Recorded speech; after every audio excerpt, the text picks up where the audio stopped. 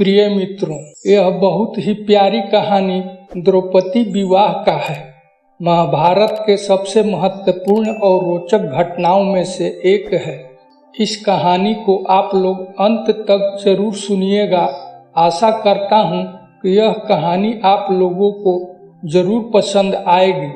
तो चलिए देर ना करते हुए इस कहानी को शुरू करते हैं।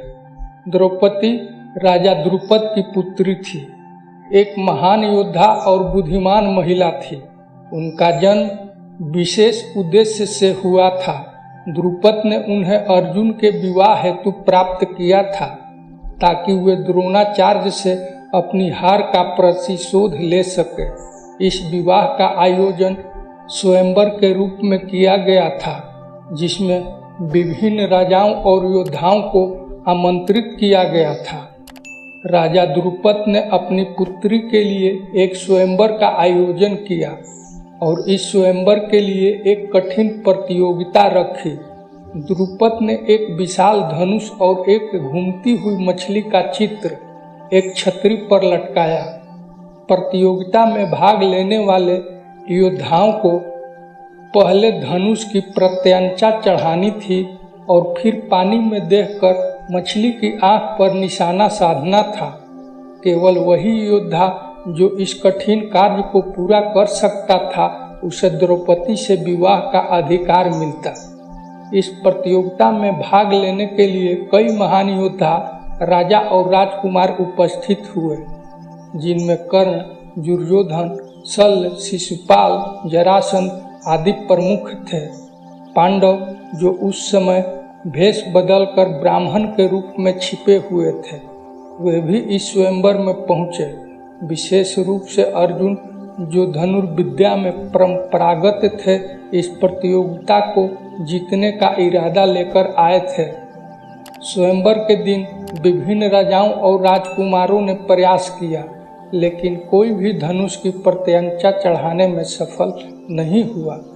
कर्ण, जो महान धनुर्धर थे, जब प्रतियोगिता में हिस्सा लेने के लिए आए तो द्रौपदी ने उन्हें यह कहकर रोक दिया कि वह एक सूत पुत्र हैं और इसलिए वह उनसे विवाह नहीं करेगी। यह बात सुनकर कर्ण को बहुत दुख, अपमानित महसूस हुआ, लेकिन वह बिना कुछ कहे वहां से लौट गए। जब सभी योद्धाओं ने असफलता प्राप्त की तो ब्राह्मण वेश में अर्जुन आगे आए। पहले तो लोगों ने उनका उपहास किया, लेकिन जब उन्होंने धनुष उठाया और प्रत्यंचा चढ़ाई तो सभी दंग रह गए। अर्जुन ने अपनी अद्वितीय कौशल का प्रदर्शन करते हुए पानी में देखकर मछली की आंख पर सटीक निशाना लगाया और प्रतियोगिता जीत ली। अर्जुन की इस सफलता के बाद द्रौपदी ने अर्जुन को वरमाला पहनाई। इस घटना से वहां उपस्थित कई राजाओं और योद्धाओं में क्रोध उत्पन्न हुआ। वे यह सोचकर क्रोधित हुए कि एक ब्राह्मण ने इस प्रतियोगिता को कैसे जीत लिया, और वे युद्ध करने के लिए तैयार हो गए। लेकिन तभी भीम ने अपनी शक्ति से उन सभी योद्धाओं को रोक दिया। अंततः अर्जुन और उनके भाई द्रौपदी को लेकर वहां से सुरक्षित निकल गए। अर्जुन और उनके भाई जब द्रौपदी को लेकर अपनी माँ कुंती के पास पहुँचे तो उन्होंने द्रौपदी को बाहर खड़ा रहने को कहा और अपनी माँ से कहा, देखो माँ, हम आज क्या लेकर आए हैं। बिना देखे ही कुंती ने उत्तर दिया, जो भी लाए हो उसे आपस में बांट लो। कुंती के इस कथन के बाद पांडव एक दुविधा में पड़ गए, क्योंकि इसका अर्थ था कि द्रौपदी को पांचों भाइयों के साथ बांटना होगा। यह एक कठिन स्थिति थी, लेकिन तब भगवान श्री कृष्ण और ऋषि व्यास का हस्तक्षेप हुआ। उन्होंने बताया कि द्रौपदी का विवाह पांचों पांडव से होना पहले से ही निर्धारित था, क्योंकि उनके पिछले जन्मों में उन्होंने 5 बार भगवान विष्णु से पति प्राप्त करने की प्रार्थना की थी। इस कारण से उन्हें इस जन्म में पांचों पांडवों की पत्नी बनने का आशीर्वाद प्राप्त हुआ था। इस प्रकार द्रौपदी ने पांचों पांडवों से विवाह किया, जो महाभारत में एक अद्वितीय और महत्वपूर्ण घटना है। द्रौपदी का पांचों पांडव से विवाह महाभारत की कथा में एक महत्वपूर्ण मोड़ है।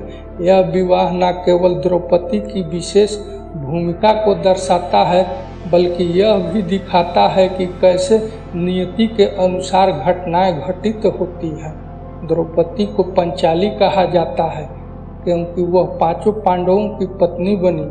उनका यह विवाह धर्म, साहस और कर्तव्य के उच्च आदर्शों का प्रतीक था।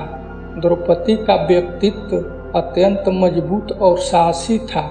उन्होंने अपने जीवन में कई कठिनाइयों का सामना किया, लेकिन कभी भी अपने आत्मसम्मान और धर्म से समझौता नहीं किया।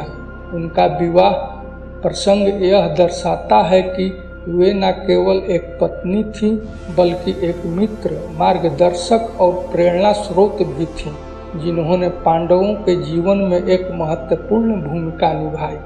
दोस्तों, यदि यह कहानी आप लोगों को अच्छी लगी हो तो इस चैनल को सब्सक्राइब, वीडियो को लाइक तथा शेयर जरूर करें, ताकि हम आगे भी आप लोगों के लिए ऐसे ही प्यारी कहानी लेकर आ सकें। अंत तक बने रहने के लिए आप लोगों को बहुत बहुत धन्यवाद।